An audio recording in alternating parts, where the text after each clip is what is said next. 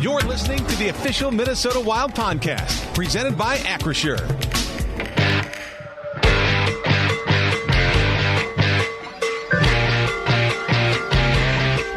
The day has finally arrived. Game 1 of round 2. The Wild taking on the Colorado Avalanche in Denver, Colorado. And we've got an extended pregame getting you ready for an 8:10 puck drop from Ball Arena. Pat Micheletti joins me, of course. Also, we got Halvey out there at Ball Arena. How you doing, Patrick? We just talked yesterday for Beyond the Pond, but now it's real. The moment is here, and we're ready to drop the puck on round number 2. You ready to roll? I've been ready since yesterday afternoon, Kevin. Really excited for this series. I think a lot of people were waiting for this series to get going, and I don't know if one could say expected it, but here we are, and let's play. We'll get into further detail about some of the ins and outs about tonight's game, and of course there's not good news from the injury report, but Halvey's got a big smile on his face there in the broadcast booth at Ball Arena. How is it, Halvey? Your boots on the ground, they're ready for Game 1 and in enemy territory. It's the smallest booth I've ever seen in the radio world of the National Hockey League. I know, it's really terrible. I've been rubbing elbows with, there's worse people to rub elbows with than Tom Reid and Joe O'Donnell. So just an honor to even touch their elbows, let alone rub with them. But regardless, great atmosphere here already. I saw a ton of Wild jerseys already in Denver. It's an easy city to travel to, so we should see some visiting fans, plenty of them, out in the Ball Arena stands. But, it feels weird. It's awesome to still be playing hockey, to start another series anew. And we'll see what happens. This is the best team in the league, but I think we're pretty good, too. We welcome your interactions. Hang on, Pat. Give me 1 second. Sorry.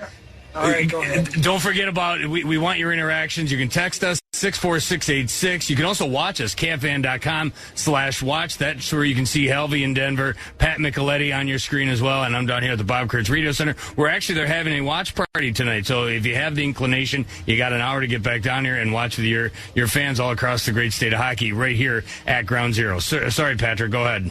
No, that's all right. Halvey said something about the best team in the league, and I don't know which team he was referring to.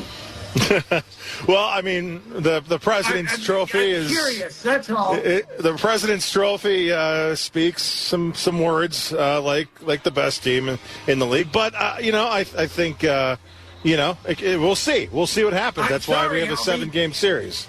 You're at a loss for words. That's okay, and that's rare. What's the weather like out there? Up lower 70s. It's wonderful out here. We got a forecasted puck drop temp of 69 degrees. So the ice should be in great condition. That's for sure. Obviously, I wonder, too, you look at how the players, the amount of players, it was so beautiful out. They decided to walk from morning skate back to the hotel downtown. So, everybody's just kind of enjoying the weather here, enjoying the nice vibes of Denver, obviously, and it should be fun. You mentioned that it's an easy commute for Wild fans if they want to go down to Ball Arena and watch the game in person. Are tickets a possibility? Like, you couldn't get a ticket right now to games 3 and 4 at Grand Casino Arena. Are tickets available there for a second-round matchup like this? Well, they're always available, Kevin. But, okay. They're not always they're available to anybody, as Rosie would say. But they're not always within reach for those who like bank accounts and money in them. So I'm sure there's ways in. But yeah, this is, you guys know.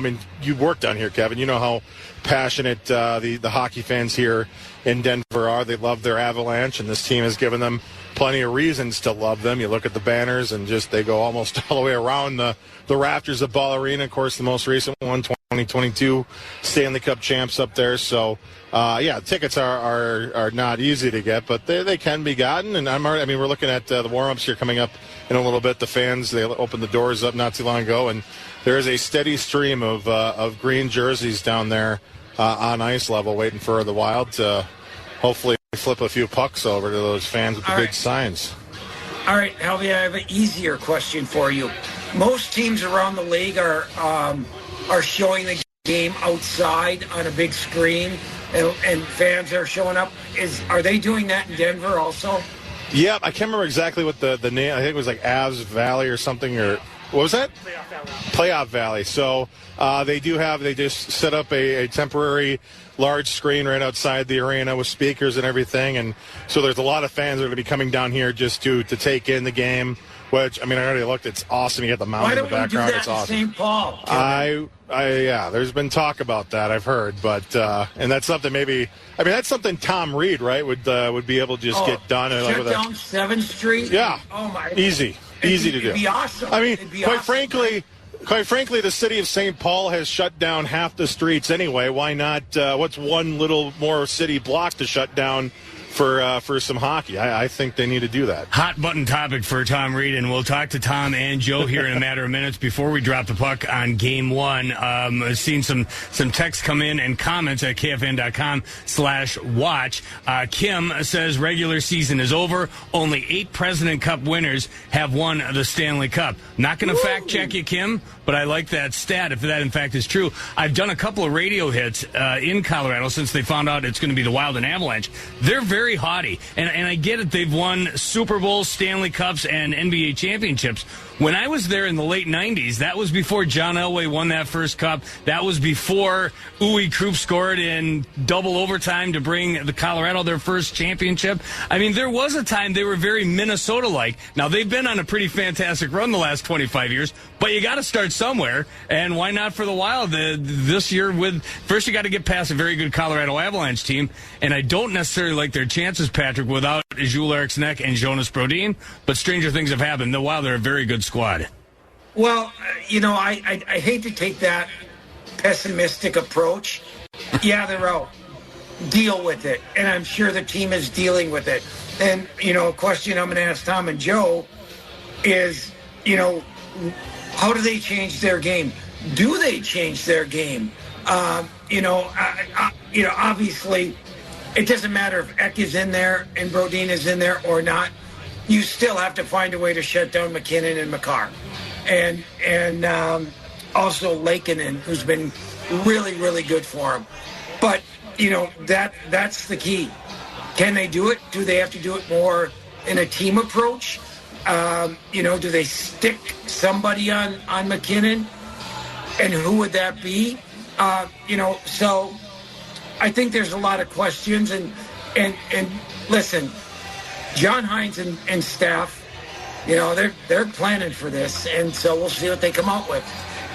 The lineup decisions, we'll see them in person here when they hit the ice for the pregame skate, but it's reported by America's favorite blogger, Michael Russo of The Athletic and TheAthletic.com, that Wild insider Michael Russo, that Danila Yurov is going to come in for Jules Eriksson and Damon Hunt is going to come in for Jonas Brodin. What do you think about those decisions? No Bobby Brink, no Hunter Haight either.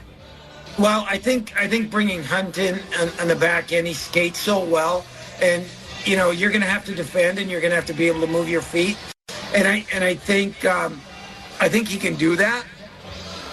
It's his first playoff game, so they're going to have to ease him into it a little bit, but I'm fine with that. He had a good season, and as far as Yurov, he's played all year. I'm for one that doesn't think that he was awful in the Dallas series, but when you make the play that he did, well, everyone's going to clomp on that one. But I'm sure he's looking forward to getting back in. Halvey, your impressions of this series coming in after a hard-fought series against the Dallas Stars. Wild came out on top, and Pat and I have discussed many times, we feel like the Wild were the better team. The right team won that series. However, the Wild have only had a couple of days off. The Avalanche have been off a week after sweeping the LA Kings. If this was noon to 3, they'd say rust versus rest. How does this benefit the Wild? How does it hurt them not having that extra time off? Well, that's obviously been a common conversation among the players and even the coaches with the media.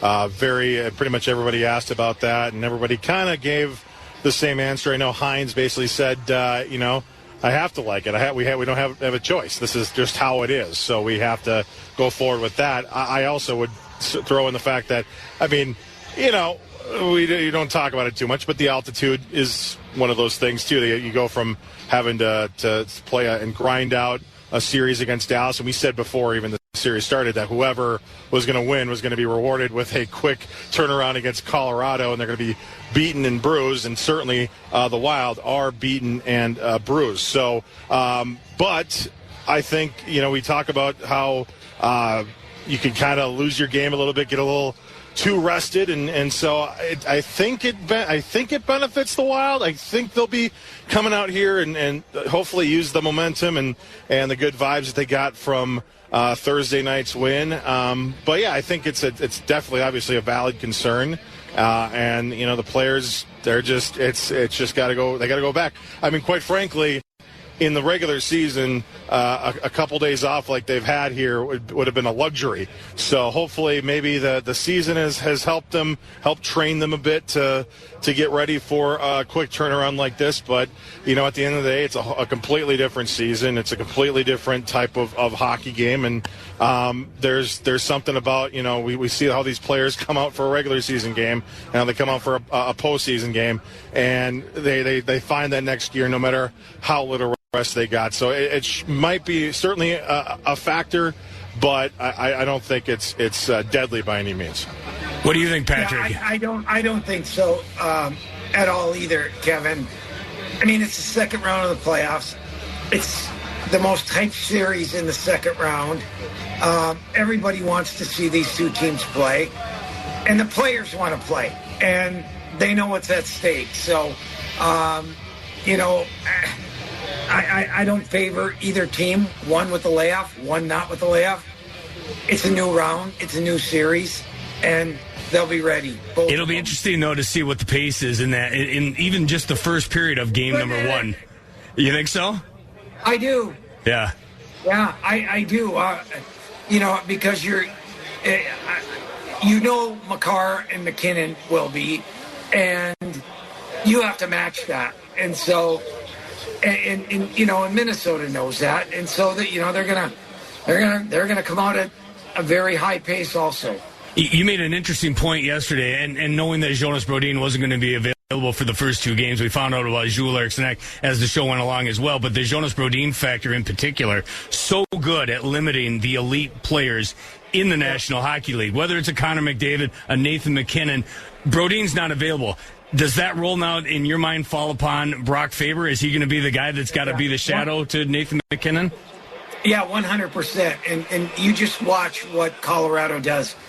They're going to try to keep McKinnon away from Faber. There's no question in my mind on that.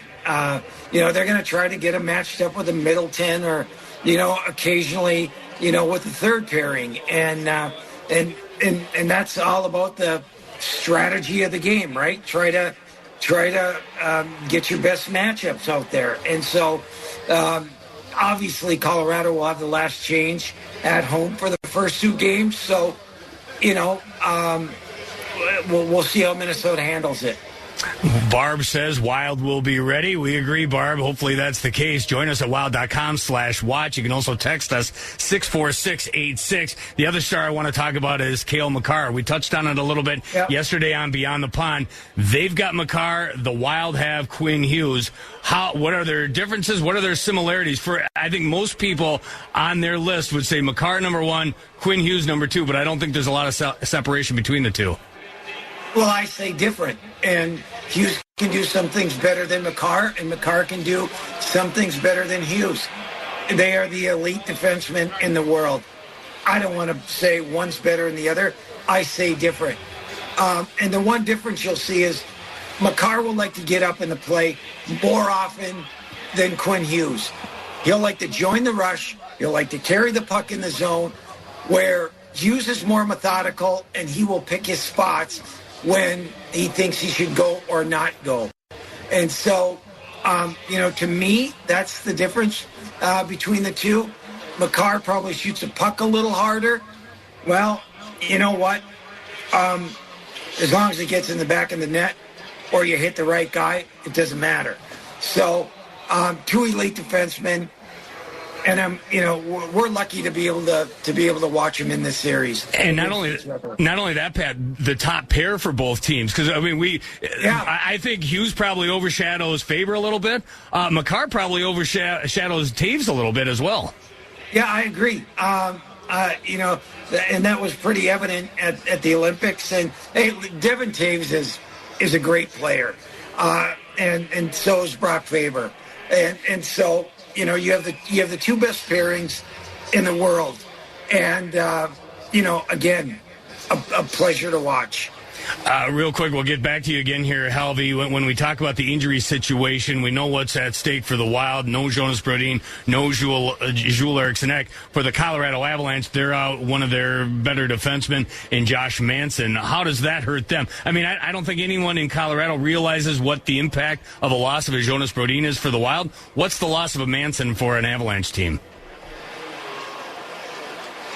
Patrick. Oh, me. I thought you were talking Halvey. He's a bigger defenseman, Kevin.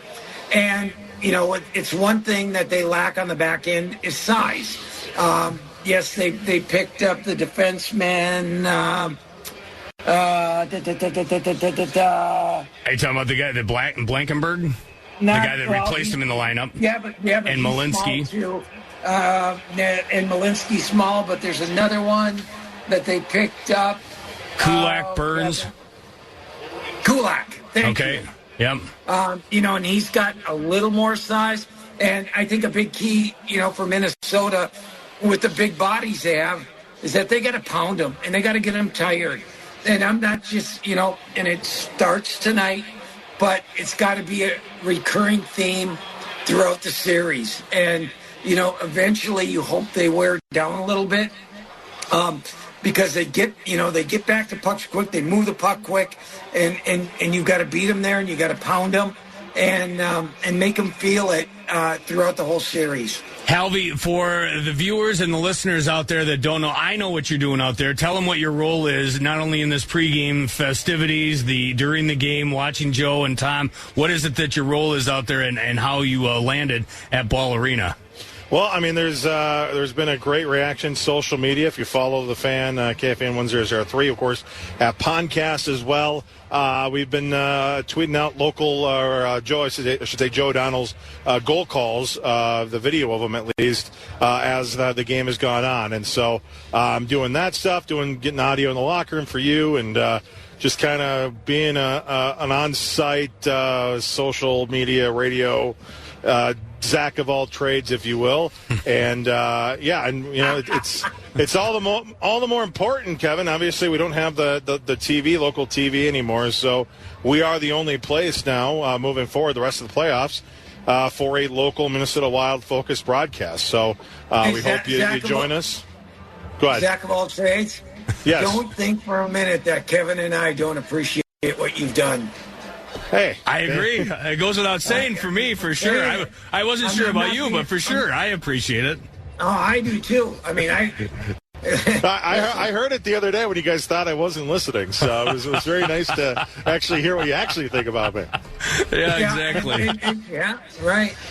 You were there in Vegas last year. You were there in the first round against Dallas. You're back in Colorado. Do you enjoy? I don't know how much time. I know you've spent time in Colorado. I know you've spent time in Denver. How much time have you spent in Ball Arena, and how much time have you spent in that general vicinity? I love Ball Arena. I've come down here a few times. I got my uncle Dave lives down here, so we've made it a point to come down here whenever we can. And obviously, I celebrated my birthday here one year for a Wild Avalanche game. Got sworn at multiple times by a lot of fans in the staircases on the way down. I think we beat them, and the fans were bitter, and that was fun to see. So, but obviously, like I said, passionate fan base, love it here. Seen a concert here as well, 21 Pilots. That was fun. It's a wonderful building. They do a really, really good job here presentation wise, and it's a wonderful city. And like I said earlier, it's an easy one to travel to. So when that 26-27 schedule comes out, I highly recommend coming down here, taking in a game, taking in the city, going up in the mountains. It's unbelievable. Waking up in the morning here, guys, and looking west and seeing the Rockies. It's wonderful. It's beautiful, and I love it here, and I love this opportunity. So thank you for helping out with that. And I did it for 5 years, lived out there, and the only reason I'm in Minnesota is because of the Minnesota Wild. Loved everything about Denver. I will give you a heads up, though, if the Wild were to win either Game 1 or Game 2 of this series, Jesse Trujillo might be one of those guys cursing you out. The engineer to your broadcast left. One of the best in the NHL, but he gets a little heated. He gets a little Mosier in him if the Avalanche aren't doing well. So just keep clear of his elbows. That's all I'll tell you. No, we love Jesse. He's been phenomenal already, and I hope he's very disappointed at the end of the night. Exactly. All right, Zach of all trades, I'm going to have you step aside. We'll take a quick break, and then when we continue, Pat Micheletti and I will continue our extended Wild pregame, and we're going to join the voices of Minnesota Wild hockey on your radio. It's Joe O'Donnell and Tom Reid live from Denver. When we continue, don't forget, puck drops at 8:10, and it'll be on your radio. And if you want to watch it on TV, that's fine. Hashtag mute TV and turn up Joe and Tom right here on The Fan.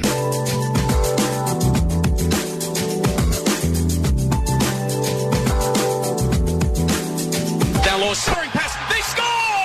Joel Eriksson a one-timer. When you have a player like him out that plays so many different situations, one player isn't going to take the brunt of that responsibility. On his power play responsibility, someone else will have to take that. His centerman 5-on-5, someone else will have to take that. His penalty killing. So we have, when you lose a guy that plays that many situations, you have to do it, I think collectively as a group, and it's not all on one guy. The voice of John Hines talking about the fact that not only is he without Joel Eriksson, but also Jonas Brodin. How do the Wild fill that gap? By committee. Game 1 coming up here at about 8:10 in the Central Time Zone. Wild taking on the Avalanche at Ball Arena. I'm Kevin Falness along with Pat Micheletti. Welcome to an extended Minnesota Wild pregame. And now we go out to Ball Arena and are joined by Joe O'Donnell and Tom Reid in the very cramped quarters that are the press box booth there at Ball Arena. Joe, you look very comfortable right next to Tom Reid, sandwiched in between Tom Reid and Jesse Trujillo. How's it hanging out there as we speak? Just splendid, Kevin. I mean, this is what you live for, man. This is why you do what you do. This is why the players play the game. I'm excited. Yes, we're a little crammed in here, but you kind of knew that going in. A little. But we're good, man. We're good. We certainly are cramped in here. It's a little ways from the ice, and all of this is superfluous. I get it. That has nothing to do with the game itself, but this is one of your least favorite locations, right, Tom? Not only because the booth is cramped, but you're kind of away from the action a little bit and kind of not exactly center ice. Who's screaming at us? That's Pat saying you're too close to me. That's the problem. Okay, hold on. I got to get this thing working here. You know what? It's not a bad broadcast location. It'd be nice if we're a little more to the center. I'm almost on the goal line, and that makes it a little more difficult trying to see the corners and so on. But as far as arena goes, it's a pretty nice arena. They've got some good vibes up here. But the press box, the owner, I guess, took 62% of it for his private suite so we can watch basketball. But we are stuck with the rest of it. We got all kinds of television. So we got 38%. Is that the math? Yeah, that would be actually, absolutely right. We got 3.8%. Yeah, and I'm probably taking up 14% of that myself. So let's see where it goes from here. But it's this should be really a fun game. I think. Understand that there's going to be injuries, and people are asking me near the end of the season, well, what do you think they'll do? I said, let's see who's going to be healthy. Well, for once we were healthy when we started the series, but now all of a sudden we're not healthy. So it can change in a hurry, and if it changes, then you got to alter your game plan a little bit also. I mean, Brodin's one of the best at tracking down and moving the puck out of his own zone, but also tracking down some of the incoming rush guys who are rushing in there and taking him out of play. He's such a good skater, but they'll certainly miss his presence. Joe, when you look at this matchup, how do they then slow down Nathan MacKinnon? It's by committee, but we talked about it. Does the onus of the burden fall on the shoulders of Brock Faber? Does he become the new version of Jonas Brodin and when it comes to shadowing Nathan MacKinnon? I'll be interested to see what Jared Bednar wants to do here in Game 1, right? The Avalanche head coach, he's got the benefit of the last change, and now he knows that the Wild are without, their best defensive centerman and you could say their best shutdown defenseman, although Brock Faber would say, hold my beer. He's been that good. So it'll be interesting for me to see how Bednar plays it. What are the matchups he wants? And then what does Sean Hines do? Does he chase it? Does he try to have 43 and 7 out there against them the whole time? Does he go Middleton and Spurgeon? Is he comfortable with both? Sounds like Damon Hunt will make his Stanley Cup playoff debut. How much ice time do he and Zach Bogosian get? So I think a few questions that I can't answer yet as this series moves along, and even through tonight, we should get a little bit more clarity on what each coach is looking to do, how they feel about their matchups, and then we'll see who's playing well, right? Because if you're not performing, we know both these coaches, they'll flip things in a heartbeat to try and get the better matchup out there or try something different. What about Colorado should concern Minnesota going into this series? Well, they did win the President's Cup, did they not? So they're a pretty good hockey club. That should concern you a little bit, and that's where you have to up your game also when you're playing against one of the top teams. The unfortunate thing is that after this second series, two of the top teams in our conference are going to be out of the playoffs. And Right. that's too bad. And that really is too bad. But that's the way it's set up right now, and whether they change or not, it's not up to us. No one's asked my opinion, so I'll just give it to you guys. I don't like it. I'd like to see it change. But, when you look at Colorado, they've got some high-powered guys. We know that. This is a team that can score goals. We know that. But they're also a team that can fluctuate a little bit, and if Minnesota can play their game and be good defensively and soundly, they'll have a good chance, but they have to win at least one game in this building. I would just add on to that if you're out there listening right now on the extended pregame show and you're going to be with us for part of the network pregame show as we get into opening faceoff, listen to the conversation I had with Jack Capuano, Wild associate coach today, because we kind of get into some of the, I don't want to say the nerdy stuff, but the X's and O's in this game, in this matchup. And John Hines, when I had a chance to talk with him, echoed it. This is going to be a skating and transition-based series, where maybe the Dallas series was more forecheck and physical and win your battles and try and stay out of the box. This series has a different feel, and we haven't even played a second of it yet, just from talking to the Wild coaching staff. They know that if you are, if you're not responsible coming out of your own zone, tracking back, if you're not good coming into D-zone coverage on those line rushes against, you're going to have a tough time beating this Avalanche team. They love to play with pace. They have some of the game's best skill players. They've got depth up and down their lineup. The Wild have to check the proper way in this series or they've got no shot. Tom, what do you make of the goaltending matchup? We know what we got with Jesper Wallstedt. On their side of things, the numbers look really good for Scott Wedgwood. But I think Pat and I both agree, we've talked about it a lot on Beyond the Pond, we're not a huge believer in their goaltending tandem. They've got a great team in front of them, but can he do it when the lights are shining bright? I don't feel like the Kings gave him enough to think about. The goaltenders are not going to win the games on their own. They have to have the guys helping them in their own zone. And when you look at a guy like Scott Wedgwood, he's a big body also, 6'2", 201 pounds, and now he's got some playoff experience. He's won 4 games, a goals against average of 1.21, save percentage 95%, but that's not all on him. It's the guys in front of him also protecting him, keeping the puck out of the defensive zone as best they can in their own end, but taking it into the offensive zone out on the other side. Hey guys, Josh Manson out of the lineup tonight for Colorado. A bigger physical defenseman, and they put in Nick Blankenberg. Kind of another smallish guy back on defense for them.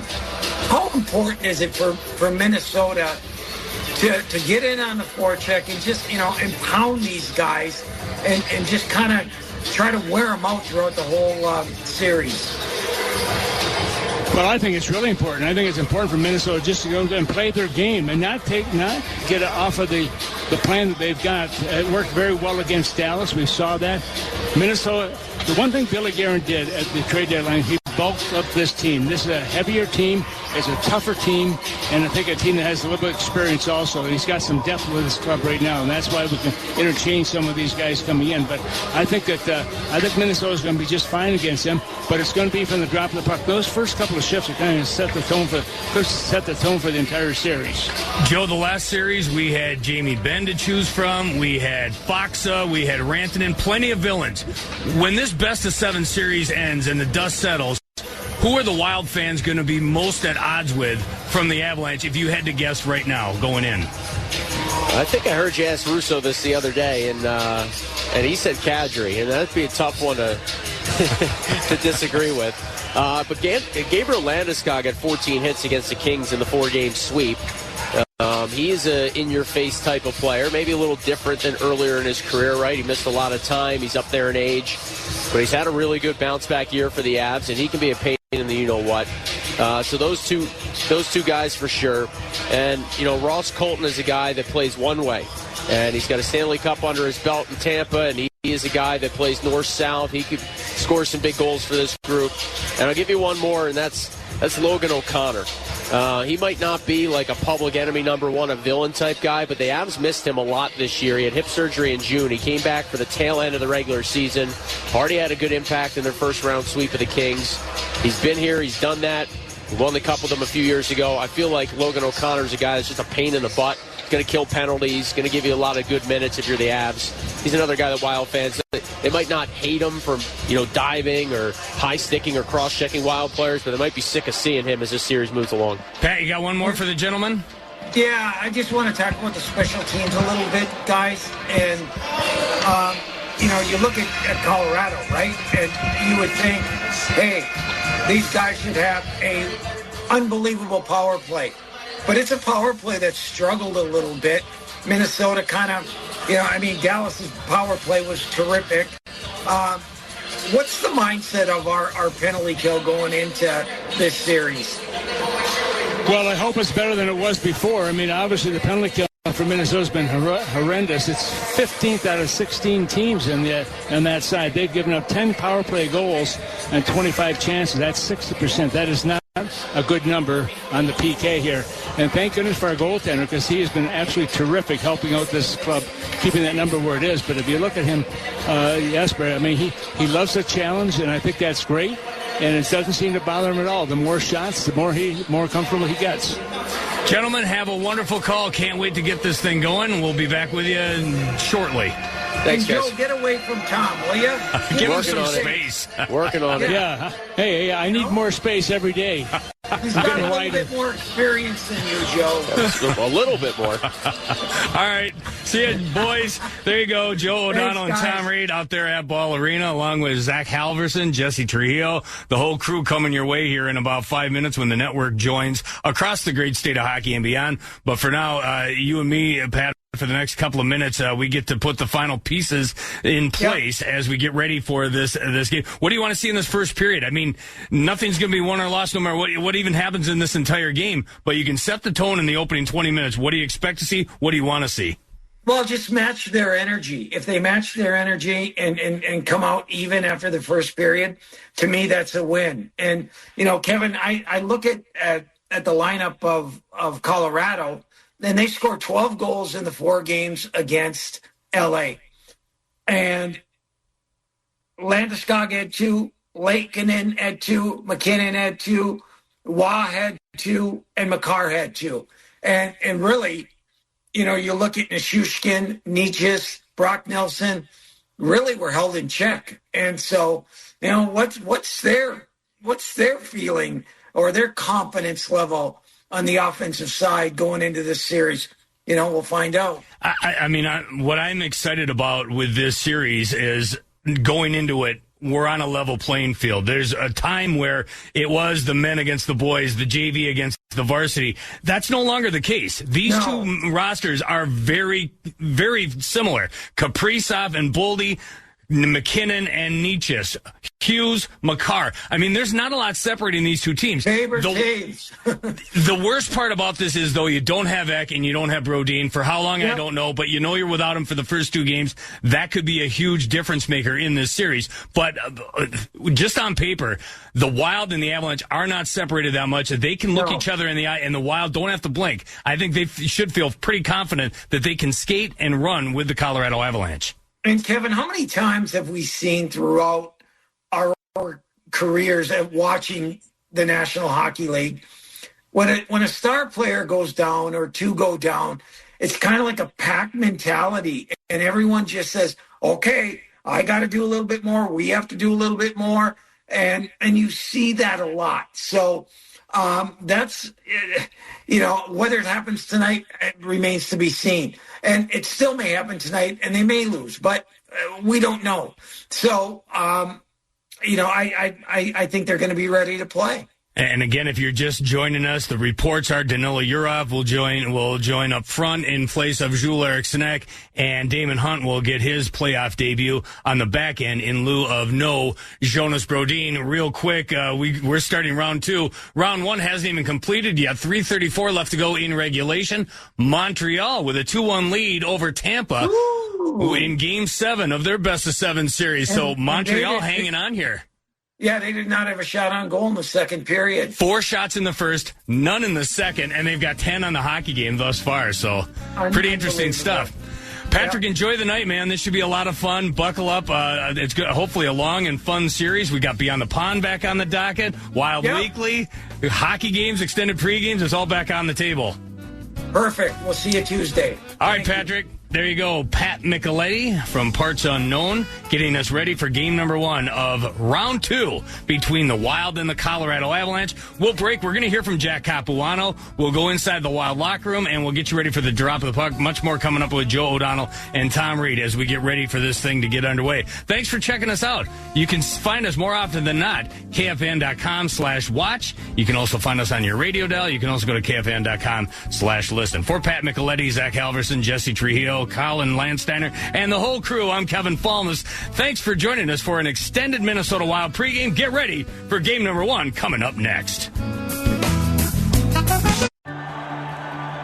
For an extraordinary advantage in sports, you need a game plan. For an extraordinary advantage everywhere else, all you need is Acrisure.